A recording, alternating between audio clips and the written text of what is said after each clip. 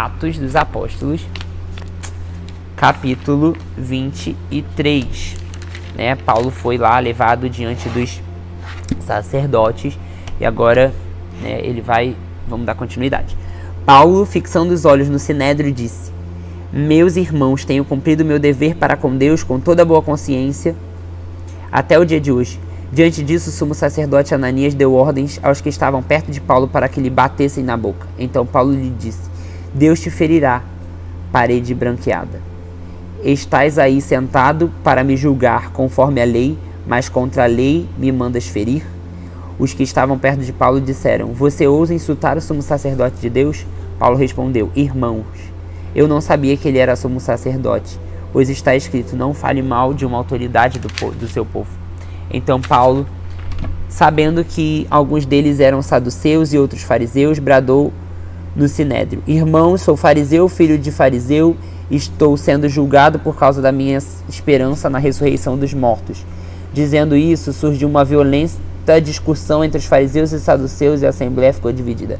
Os saduceus disseram que não havia ressurreição, nem anjos, nem espíritos, mas os fariseus admitem todas essas coisas. Houve um grande alvoroço e alguns dos mestres da lei, que eram fariseus, se levantaram e começaram a discutir intensamente, dizendo: não encontramos nada de errado nesse homem. Quem sabe de algum espírito ou anjo falou com ele?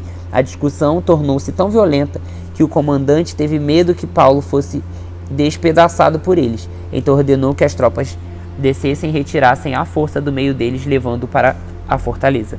Na noite seguinte, o Senhor, pondo-se ao lado dele, disse: coragem! Assim como você testemunhou meu respeito em Jerusalém, deverá testemunhar também em Roma. Na manhã seguinte, os judeus tramaram uma conspiração e juraram solenemente que não comeriam nem beberiam enquanto não matassem Paulo. Mais de 40 homens estavam envolvidos nessa conspiração. E dirigindo-se aos chefes dos sacerdotes e os líderes judeus, disseram: juramos solenemente sob maldição que não comeremos nada enquanto não matarmos Paulo. Agora, portanto, vocês e o Sinédrio peçam ao comandante que façam comparecer diante de vocês com o pretexto de obter informações mais exatas sobre o caso. Estamos prontos para matá-lo antes que chegue aqui. Entretanto, o sobrinho de Paulo, filho de sua irmã, teve conhecimento da conspiração, foi à fortaleza e contou tudo para Paulo, que, chamando um dos centuriões, disse: leve este rapaz ao comandante, ele tem algo para dizer. Assim ele levou ao comandante. Então disse o centurião: Paulo, o prisioneiro, chamou-me e pediu-me para que trouxesse esse rapaz, pois ele tem algo para te falar.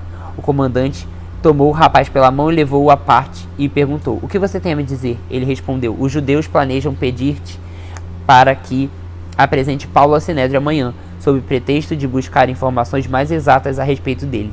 Não te deixes convencer, por mais de 40 deles estão preparando uma emboscada contra Paulo. Eles juraram solenemente não comer nem beber enquanto não o matarem.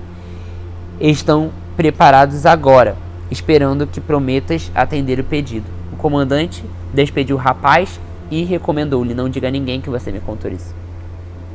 Então ele chamou 2 dos seus centuriões e ordenou-lhes: preparem um destacamento de 200 soldados, 70 cavaleiros, 200 lanceiros, a fim de irem para Cesareia nesta noite, às 9 horas. Providenciem montarias para Paulo e levem-no em segurança ao governador Félix. O comandante escreveu uma carta nestes termos: Cláudio Lisias, ao excelentíssimo governador Félix, saudações. Este homem foi preso pelos judeus que estavam prestes a matá-lo. Quando eu, chegando com minhas tropas, o resgatei, pois soube que ele é cidadão romano. Querendo saber por que estavam acusando, levei ao Sinédrio. Descobri que eles estavam sendo acusados em questões acerca da lei deles. Mas não haviam contra ele nenhuma acusação que merecesse morte ou prisão. Quando fui informado de que está sendo preparada uma cilada contra ele, enviei-o imediatamente a Vossa Excelência. Também ordenei que os seus acusadores apresentassem a Vossa Excelência aquilo que tem contra ele. Os soldados, cumprindo o seu dever, levaram Paulo durante a noite e chegaram a Antípatri. No dia seguinte, deixaram a cavalaria, prosseguiram com ele e voltaram para a fortaleza. Quando a cavalaria chegou a Cesareia, deu a carta do governador e lhe entregou Paulo. O governador leu a carta e perguntou de que província ele era. Informando de que era da Cilícia, disse: ouvirei o seu caso quando os seus acusadores chegarem aqui. Então ordenou que Paulo fosse mantido sob custódia no palácio de Herodes.